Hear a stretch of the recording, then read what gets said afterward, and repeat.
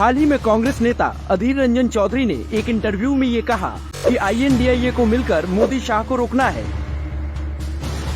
लेकिन सवाल ये उठता है कि मोदी शाह ऐसा क्या कर रहे हैं जो पूरा का पूरा विपक्ष मिलकर इन दोनों को किसी भी हालत में जीतने से रोकना चाहते हैं। मोदी और अमित शाह मिलकर कुछ ऐसे रिकॉर्ड कायम कर रहे हैं जिसके बारे में राजनीतिक पार्टियों ने सोचा भी नहीं था। मोदी शाह के इसी काम को ये सारी पार्टियां एकजुट होकर रोकना चाहती है। कांग्रेस क्यों रोकना चाहती है? कांग्रेस इसलिए रोकना चाहती है क्योंकि इन दोनों ने मात्र 9 साल में नेहरू गांधी परिवार का असली चेहरा पूरी दुनिया के सामने ला दिया है। इससे पहले दुनिया के लोगों की नजर में ये परिवार बहुत बड़ा त्यागी, महान और ईमानदार हुआ करता था। देश को इस बारे में पता ही नहीं था कि नेहरू ने कैसे भारत की जमीन चीन को दे दी थी। इसके बारे में भी कहा पता है कि इंदिरा गांधी ने कैसे समझौते के तहत पाकिस्तानी सैनिकों को तो छोड़ दिया, लेकिन भारत के 54 सैनिक को वापस नहीं ले आ पाई।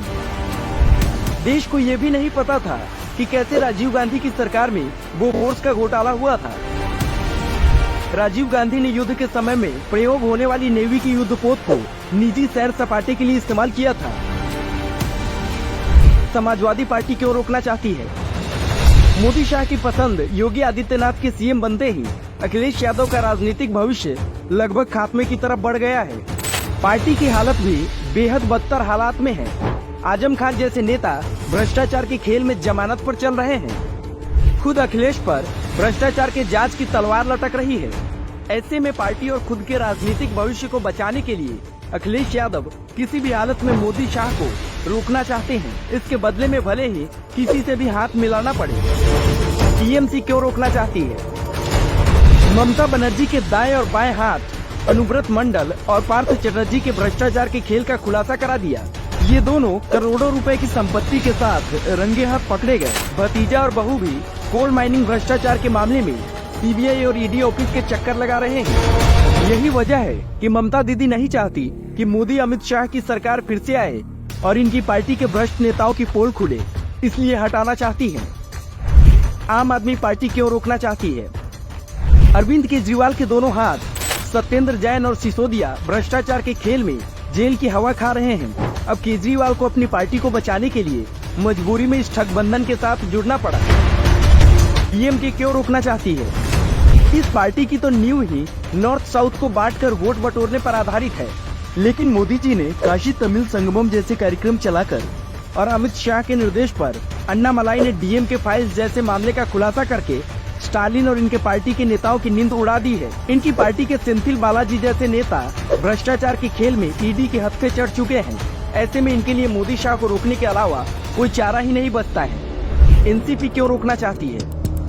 परिवारवादी कांग्रेस पार्टी के रास्ते पर चलते हुए पार्टी की बागडोर बेटी को सौंपने के चक्कर में शरद पवार अपनी आधी पार्टी तो खो ही चुके हैं। हालत ऐसी है कि पूरी की पूरी पार्टी से ये हाथ धोने की नौबत आ चुकी है।